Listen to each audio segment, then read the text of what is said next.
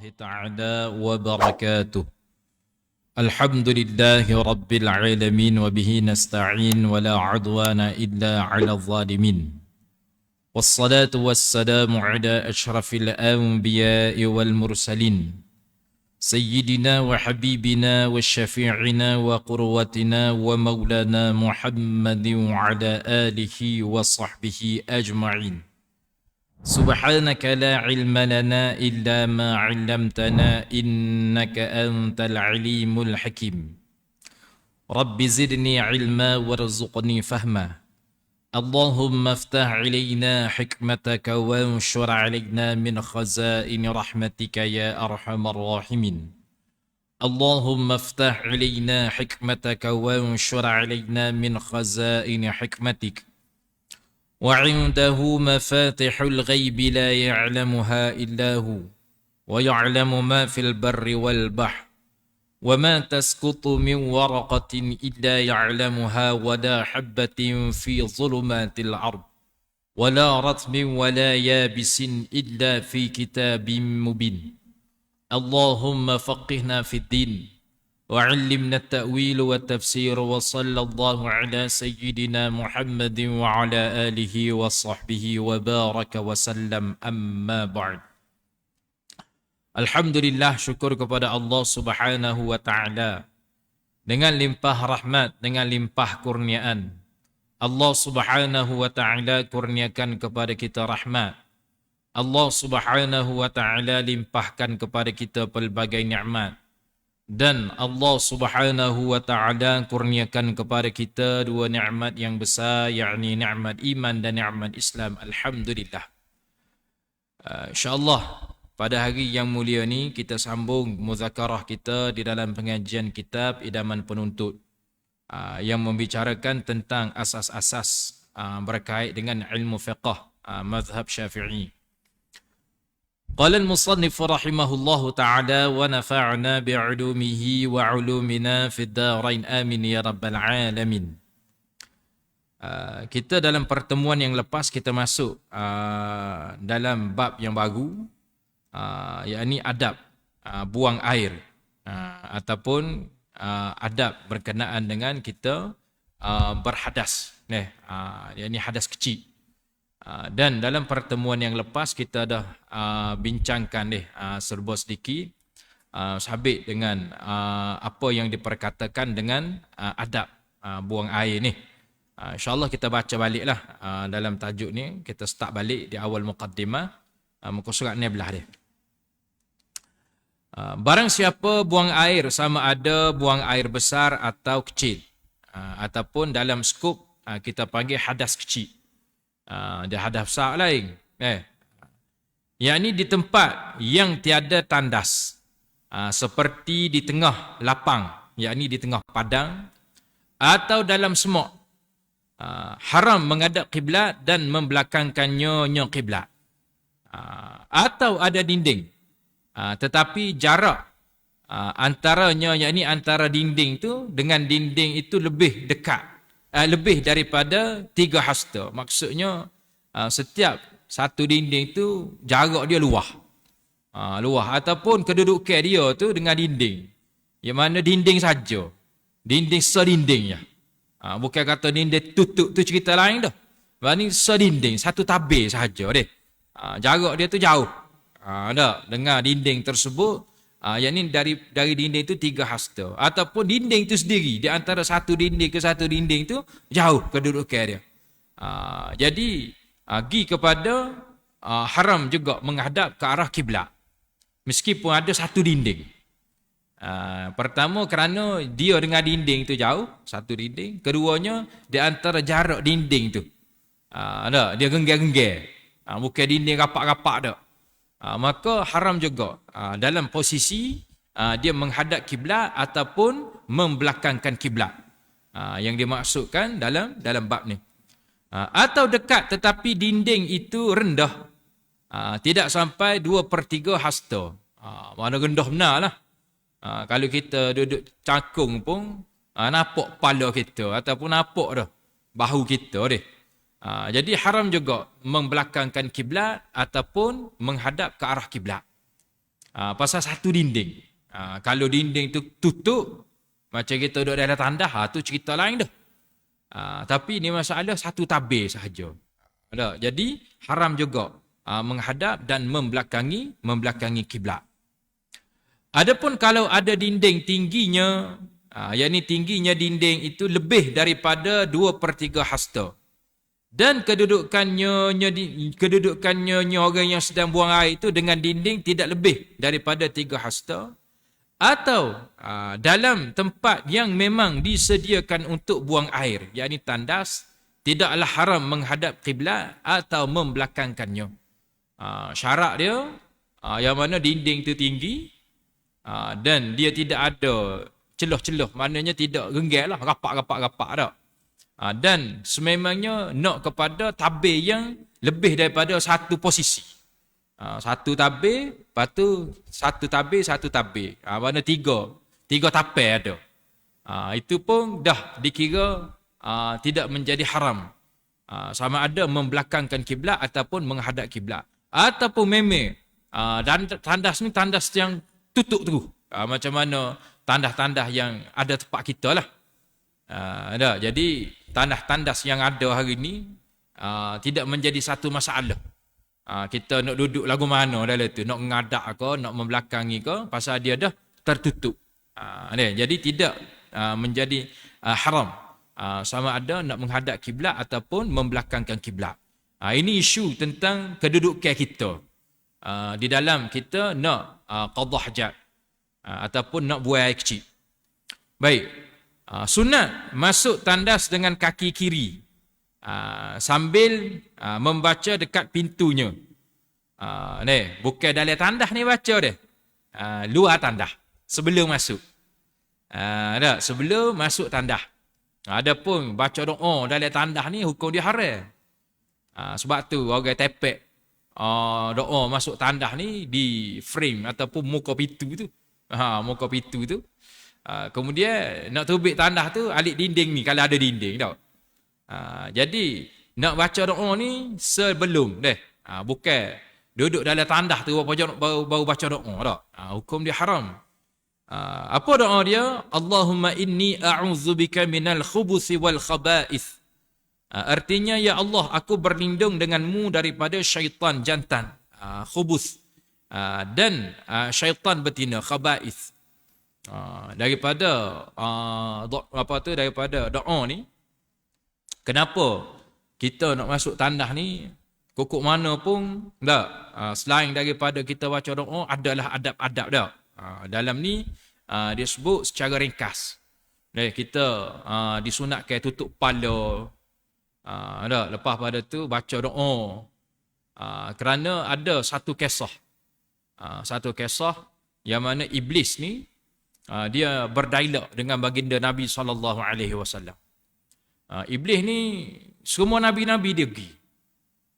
Semua nabi-nabi dia pergi tak.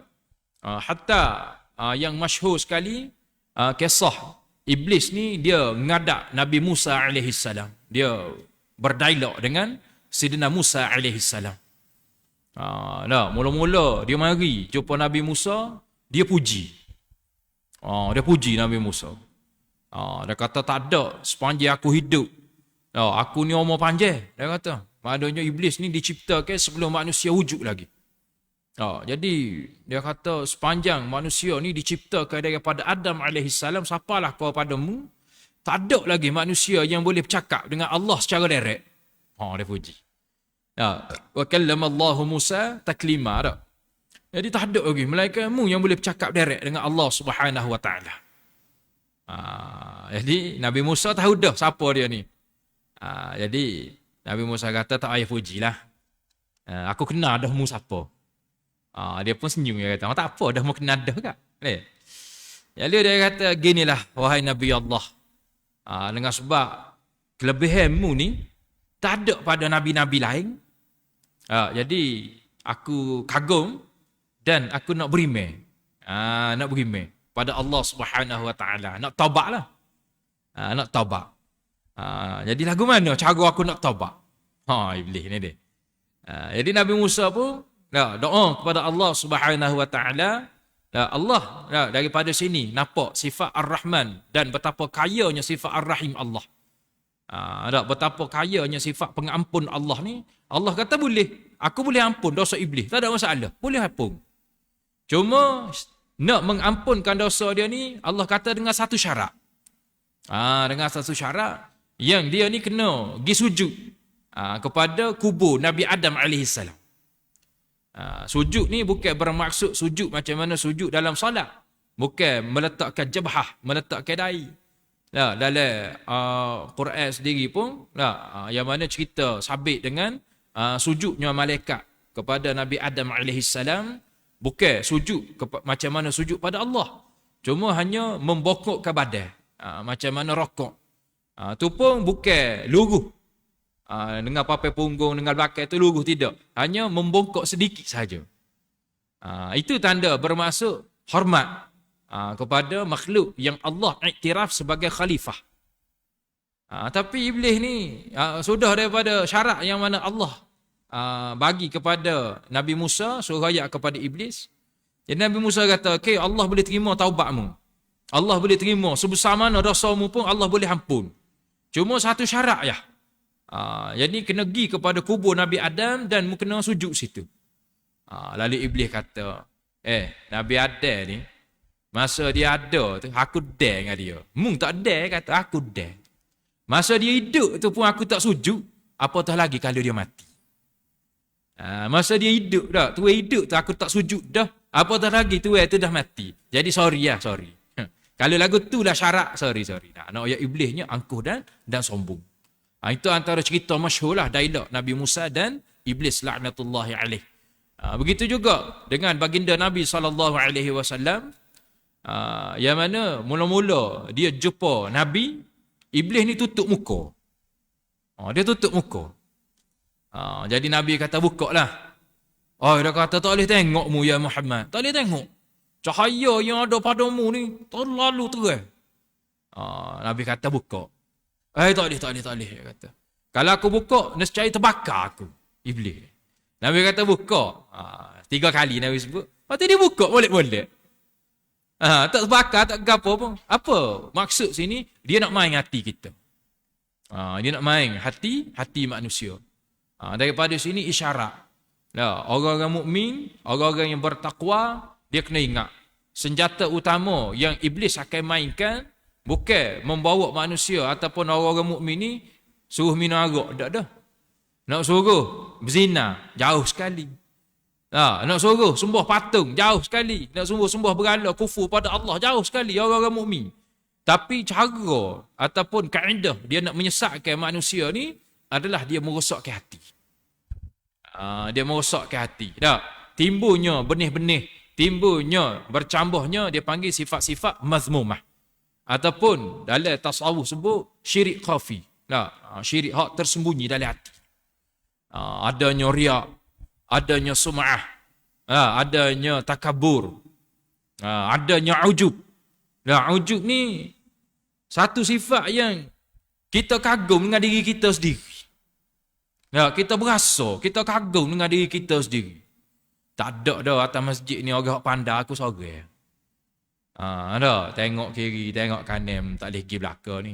Bagai jahil belakang, aku seorang yang alim. Dia mari berasa, padahal benda tu tak ada siapa dengar. Tak ada siapa dengar, dia seorang-seorang dia kagum dengan diri dia. Jadi tak boleh juga. Ataupun kita duduk seorang-seorang di rumah kan. Duduk seorang-seorang di rumah ataupun kita masuk kebun. Tak ada siapa-siapa melainkan kita seorang. Duduk dalam kebun tu, tengok dokong-dokong buah habis. Dokong buah, motel buah. Jadi kita duduk seorang dengung. Jadi juga aku nan ni. Seorang tak kecek pun dalam hati. Berkali tangan aku sejuk berkali. Yalah ke tua kata tangan sejuk dia. Tak boleh juga. Itulah mainnya iblis ni. Yang dia ni apa tu kita kata cara dia nak menghasut. Cara dia nak menghasut. Dan di dalam tubuh kita ni ada satu elemen yang berkait rapat dengan iblis dan syaitan ni nak munuhkan kita. Yakni satu elemen nafsu. Elemen nafsu. Kita dalam tubuh kita seorang manusia ni ada jasad. Adanya roh, Allah bagi roh, Allah bagi akal, Allah bagi hati nurani, dan adanya nafsu. Ini sifat-sifat kesempurnaan yang ada pada manusia. Kalau korang salah satu, maknanya orang ni orang yang tak sempurna. Bukan dia manusia. Jadi, lagu mana orang ni dia, contohnya, zaman ni kan macam-macam nyakit dah. Yang mana bersabit dengan akal ni dia. Adanya autism dah. Adanya kita kata syndrome Down deh. Walaupun kita katalah kelemahan akal, tapi dia ada cerdik juga. Maknanya cerdik dia ni kalau dibandingkan dengan haiwan, jauhlah cerdiknya. Contoh kita kata ada budak syndrome Down. Jadi kalau we pitih, dia boleh kira, dia tahu. Kita nak ambil pitih dia contoh. Kita nak ambil 10 ya, nak tukar wis ria. Ai marah. Dia mau nak tipu kawan dia kata. Maknanya dia cerdik itu. Itulah yang membezakan makhluk yang bernama manusia dengan orang lain. Haiwan ataupun makhluk-makhluk lain. Cuma dalam fiqh, orang-orang lagu ni, orang-orang istimewa ni, dalam fiqh dia kena ada wakil. Dia nak jual barang ke, dia nak beli barang ke, dia kena ada wakil. Dan orang-orang lagu ni layak untuk terima saka. Layak sebab dia manusia. Sebab ada beberapa kes, dia ada adik-beradik dia hak orang kata lemah akal lah, OKU dah. Hak syndrome Down dah. Jadi adik-beradik ni tipu harta. Tak wui dia saka. Atas alasan apa? Dia kata kalau wui pun bukan dia boleh huruf. Bukan soal urus tak urus, soalan ni dia layak sebab dia manusia. Dia layak. Walaupun dia tak reti kira ke, walaupun dia tak segar akal fikiran pun, tapi dia layak terima saka. Dan adik-beradik lah, sekiranya orang tua tak ada, yang jadi wali kepada dia. Hatta walaupun dalam bulan puasa, kena bayar zakat untuk dia, zakat fitrah. Kena bayar zakat. Siapa yang tanggung dia, orang itulah wajib bayar zakat fitrah. Jadi kalau setengah-setengah orang dia tak bayar zakat, apa dia kata nak bayar apa, dia tak sempurna. Bukan soal sempurna tak sempurna, soal orang yang menanggung dia, nak makan ke dia, jaga pakaian. Jadi wajib kepada orang yang tanggung tu bayar zakat untuk dia. Sebab tu dalam fiqh ni orang-orang lagu ni dia kena ada wakil. Orang yang jaga dia, orang yang menguruskan dia. Sebab kalau dia dapat harta pusaka, contoh keluarga dia keluarga kaya. Bila ayah dia mati dah, boleh harta pusaka 2 juta. Seria 2 riyal mungkinlah dia boleh urus. Bos setakat nak beli ke apa. Tapi dengan 2 juta ni, ramah lalu lah. Orang nak makan keliling ni. Sehingga ada disebut dalam perbincangan fiqh, kalau boleh, orang yang betul-betul amanah, hak jaga dia dan bukan daripada ahli keluarga dia. Tak kira lah orang ni hijau dengan dia ke ataupun ambil upah ke untuk jadi wakil kepada dia. Boleh, dibolehkan. Tapi lebih aula ataupun lebih afdal orang yang daripada ahli keluarga. Nak ceritanya elemen manusia ni. Nak ayat ceritanya elemen yang ada dalam kita manusia ni adalah kurniaan Allah. Dan semestinya Allah jaga, muliakan manusia ni berbeza dengan makhluk-makhluk lain.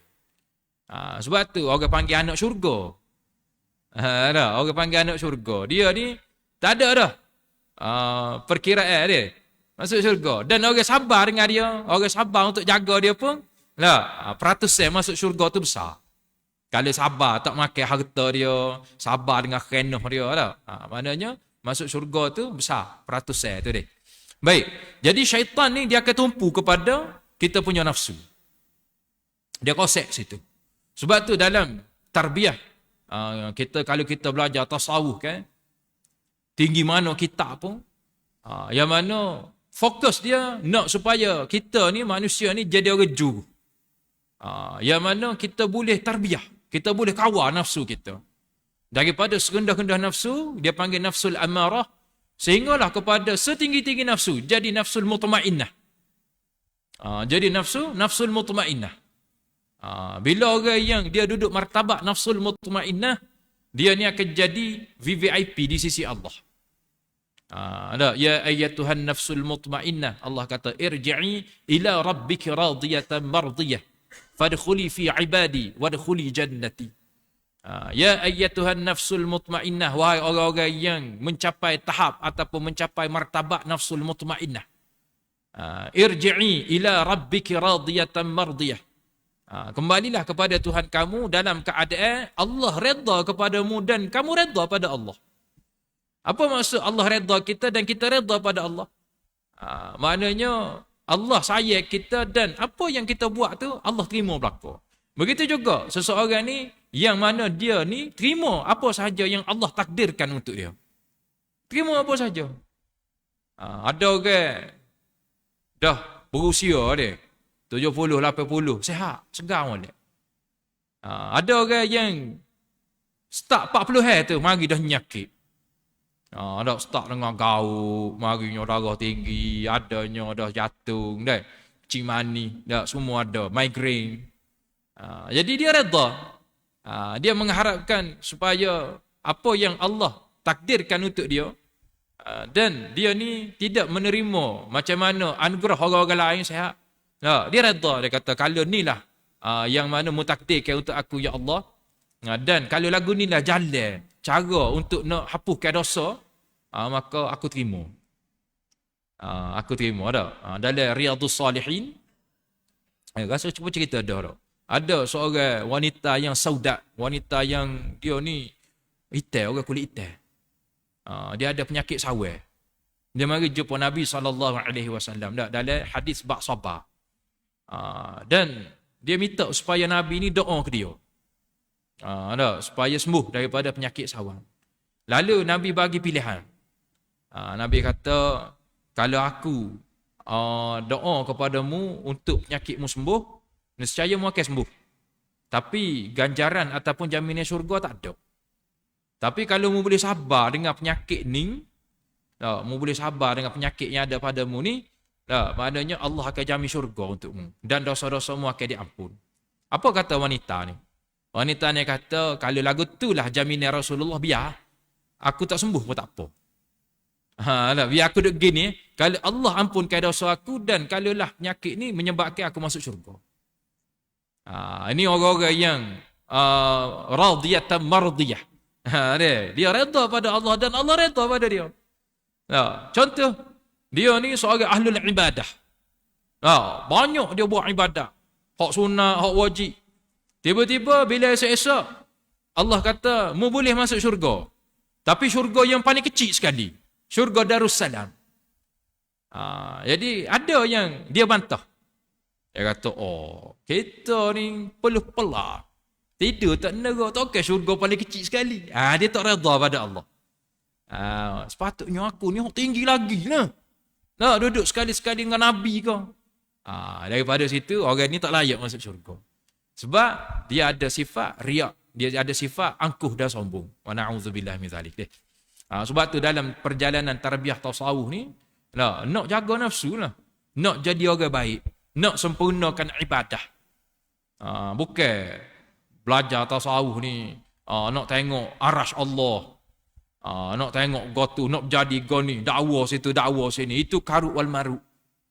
Kita duduk dengan murabbi-murabbi ataupun syekh-syekh yang alim dalam aliran tasawuf. Tak ada. Dia nak cerita-cerita. Ana semalam mimpi tengok arah Allah. Tak ada. Ana semalam mimpi tengok sayap malaikat. Tak ada. Dia tak cerita pun benda tu. Hanya dia cerita dah. Lagu mana kita nak bentuk diri kita.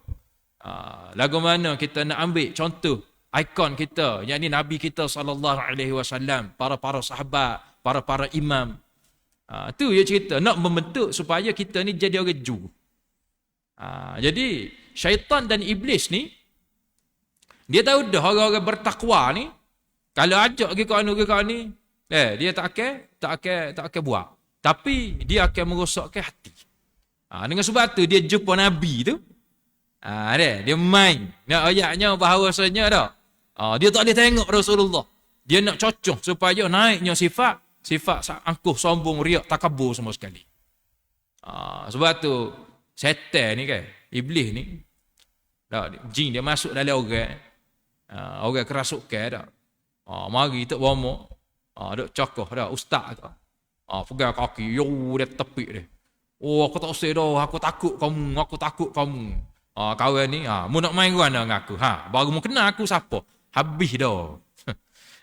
Habis dah. Baru mu tahu setara mana amalan aku. Tak ada dah, pakai rutuh dengan gitu je. Kalau dia betul-betul dia takut ke manusia ni, mari tu nampak tu dia lari lalu. Macam mana Saidina Umar Ibn Al-Khattab jalan Saidina Umar lalu tu, iblis tak lalu. Tu baru dia takut. Padahal bukan ada Saidina Umar jalan bekas Saidina Umar lalu, maksudnya ada tapak kaki ke ataupun kesel bau tubuh Saidina Umar, dia tak lalu dah. Macam mana Imam Ahmad Ibn Hanbal. Imam Ahmad ni kena tahan yang rumah 17 tahun. Raja pada masa tu mu'tasim billah wa thiqu billah. Ma'mun billah. Raja ataupun khalifah pada masa tu dia cenderung dia ambil orang-orang yang mengisi jawatan-jawatan agama, fatwa agama ni daripada kalangan Mu'tazilah. Sehingga dia terpengaruh yang mana ikut puak-puak Mu'tazilah ni kata Quran ni adalah makhluk, bukan kalamullah. Cuma Imam Ahmad ni dia pertahankan bahawasanya Quran ni adalah kalamullah. Sehingga Imam Ahmad kena tahan yang rumah dan dipaksa mengaku. Dia paksa mengaku dan kalau tidak mengaku, dia ikat tangan dan disebab Imam Ahmad. Ada satu kali dia ikat tangan ke atas Imam Ahmad dan disebab Imam Ahmad sehingga putus tali seluar. Masa itulah Imam Ahmad doa, Allahumma rabbana ghiyastal mustaghisin, aghithni ya mughis. Aghithni ya mughis. 3 kali Imam Ahmad ulang dia. Sehingga Allah Subhanahu wa taala tak jatuhkan seluar tu walaupun tali tu putus. Nak jaga maruah. Nak jaga maruah. Kalau putus tali, telanjang bogel, lagi dia suka. Lagi dia suka. Nak ceritanya ni Imam Ahmad ni. Baik. Apa tu? Nak oyak gapo dia. Jadi khalifah ni, raja ni anak akak dia sakit. Anak akak dia sakit. Habis tu bomo dah dalam Baghdad ni. Mari berobat. Habis dalam Iraq ni, mari. Tak siap. Jadi mari jumpa Imam Ahmad. Sore ni tak terang lagi. Jadi Imam Ahmad kata, aku nak pergi tak boleh. Aku ni kena tahan di rumah. Tapi okey dia kata tak apa. Tubik semetar. Kata tak apa bagimu. Takut bila aku tubik, aku akan dicah lari. Nak lari. Jadi lebih selamat. Kalau betul dia nak berobat, mari sini ya. Mari sini. Ataupun Imam Ahmad kata, ni ambil teropoh aku. Lalu kawan ni, hak wakil ni, dia tanya, nak buat mana ni teropoh? Imam Ahmad kata, katok atas kepala dia. Ada. Wui teropoh kiri pula tu. Jadi siapa di istana, wakil ni katalah, Imam Ahmad tak saya mari. Sebab dia kata takut bila tubik rumah, kita kecah dia, nak lari pula. Cuma dia kirim selipar.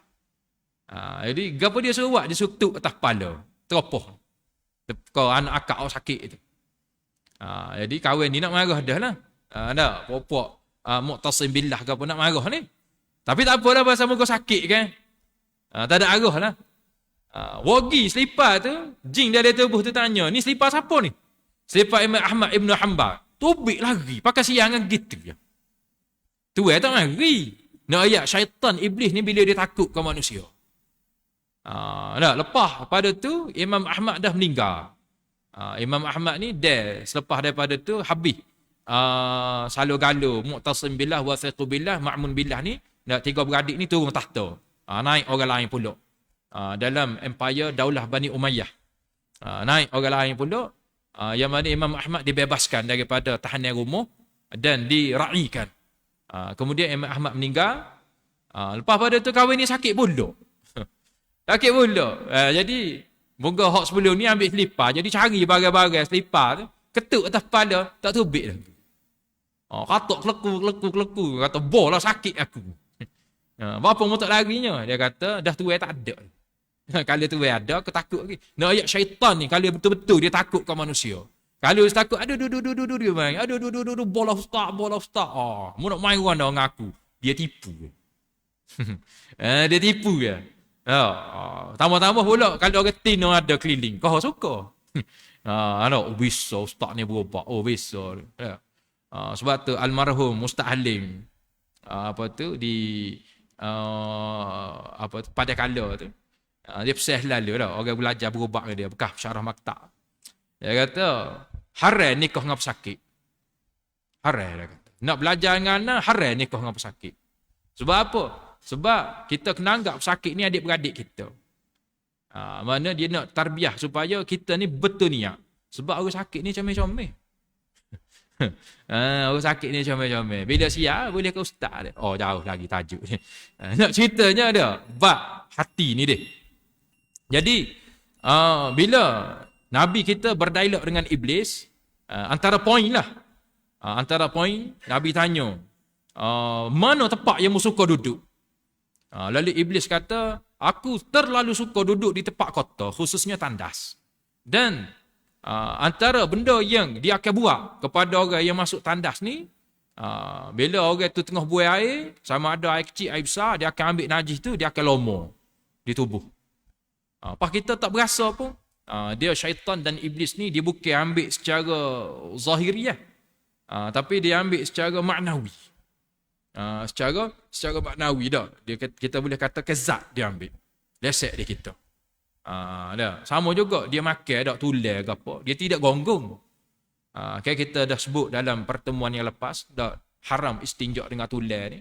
Dia tidak gonggong, dia tidak makan macam kita kekoh tular tu dak. Tapi dia hanya ambil zat. Dia lalu untuk ambil zat tular tu. Begitu juga dalam bab makanan-makanan yang tidak ditutup. Sebab tu bila masuk hampir kepada waktu maghrib, kita kena tutup pertama sekali rumah kita. Yang keduanya adalah minuman-minuman ataupun bekas-bekas air kita. Kalau kita nak minum tutup. Dan juga bekas-bekas makanan.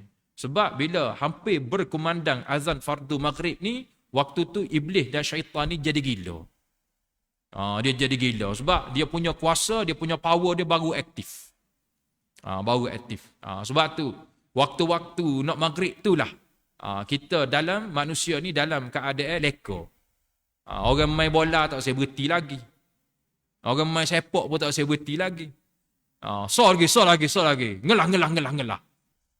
Bunyi dah Allahu Akbar. Sikit lagi. Maknanya masa tu lah. Iblis ni dia tengah aktif. Kalau orang ngai kan time tu dia makan. Time tu dia makan. Nak klik dah, makan.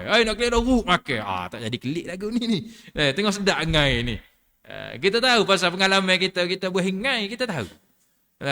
Warna dulu jamil-jamil. Duduk atas batu dulu. Duduk ngai dah. Time tu dia makan. Time kita nak klik tu. Ataupun time kita nak semaya tu. Masa tu lah. Ikan tengah makan. Ini mainan-mainan syaitan dan iblis. Sebab tu, untuk nak elokkan daripada dia ganggu kita masa kita buang air, maka bacalah doa. Yang mana diajar oleh Nabi SAW. Jadi kita terhindar. Kita terhindar daripada gangguan dia. Dengan doa yang diajar oleh Nabi SAW. Dan disebut lagi sunat keluar daripadanya dengan kaki kanan. Dan membaca Alhamdulillahillazi azhaba annil adha wa'afani. Artinya segala puji bagi Allah yang telah menghilangkan kerunsingan daripada aku dan memberi aku afiah. Memberi aku afiah. Maksudnya sihat ni satu. Afiah ni kita dapat manfaat daripada kesihatan kita. Itu masuk afiah. Ada orang dia sihat, tapi dia tak manfaatkan kesihatan dia. Ini satu hal juga tak? Ada orang yang umur 70-80 sihat, nyakit tak ada. Tapi gorik-gorik duk kilik air lagi. Ada orang yang orang kata Allah bagi umur dia panjang, sihat, sakit lutut, sakit pinggang biasalah. Tapi semaya dia gagah. Puasa dia boleh. Mana iktikaf ke apa, tak ada masalah. Jadi walaupun dengan kesihatan yang dia ada, dia manfaatkan untuk kebaikan dan ibadah. Dia panggil afiah. Sama juga bila kita keluar daripada tandas, Allah dah memudahkan urusan kita. Gapo? Tak, kecing berak ke apa. Kalau tak ada kecing berak ke, lagu mana demo? Tak, pada Allah wi berak semelik je. Pusing lalu dah. Sistem kita panggil penghadaman kita tak sempurna. Sistem pembuangan kita tak sempurna. Sudah dah. Ada sahabat-sahabat kita yang dialisis dah, cuci buah pinggan. Jadi dia nak kecing ke apa kan? Rasa tu nak kecing dia kata, supaya dulu. Cuma kecing tu setitik dua je. Jadi air dia ni, dia cuci ataupun dia flushing dari tubuh dia, bergantung kepada dialisis tu kan? Bergantung sepenuhnya dengan dialisis tu. Sebab tu dia jadi sembak, dia jadi perut buci, sistem dia dah rusak. Kita sihat ni alhamdulillah boleh kecing molek, lawah molek, alhamdulillah itu merupakan nikmat. Sebab tu diajar oleh Nabi sebut alhamdulillahillazi azhaba anil azza wa afani. Mana kita mengucapkan rasa syukur kita pada Allah Subhanahu wa taala. Dan disebut lagi sikit lagi dia ngelah, dan tambah lagi baca Allahumma tahhir qalbi minan nifaqi wa hassin farji minal fawahishi. Artinya wahai Tuhanku, sucikanlah hatiku daripada nifaq, yakni sifat-sifat munafik, yang mana menyembunyikan kekufuran, menzahirkan keimanan. Ini orang-orang munafik dah. Dan pelihara atau kawal kemaluan aku daripada melakukan kejahatan. Walaupun dinisbahkan kepada farji ni, yang mana kemaluan wanita. Kalau tengok dalam mu'jam dia, mu'jam ni dia macam kamu dewa lah. Satu perkataan diterjemuh ataupun diberi makna yang berbeza-beza dah. Kalau tengok dalam mu'jam, farji ni pertama dinisbahkan kepada kemaluan wanita. Yang kedua dinisbahkan kepada marwah dan kehormatan. Dan yang ketiga yang mana simbol kepada kehendak nafsu. Di dalam disebut berkenaan dengan farji ni. Jadi minta supaya Allah Subhanahu wa taala pelihara, yang mana kawal hati kita daripada sifat nifaq, dan juga kawal kemaluan kita ni daripada benda-benda yang Allah Subhanahu wa taala lagi. Wallahu Subhanahu wa taala alam. Apa yang baik daripada Allah Subhanahu wa taala, apa yang buruk daripada hamba sendiri, insya-Allah dalam